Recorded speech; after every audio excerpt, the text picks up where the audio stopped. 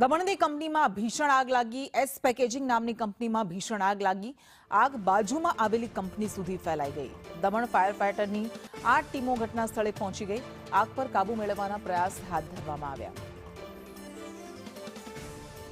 તો આગ જોતજોતામાં બાજુની ટોટલ પેકેજિંગ નામની કંપનીમાં પણ લાગી ગઈ હતી। એ કંપની પણ આગની ઝપેટમાં આવી ગઈ હતી।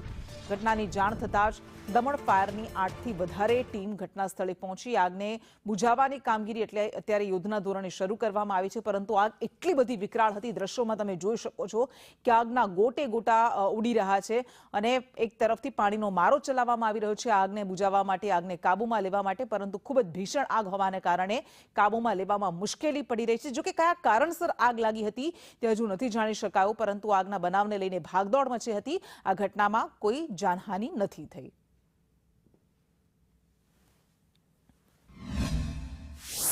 फायर करता एमने दमण फायर ब्रिगेड ने जान करी।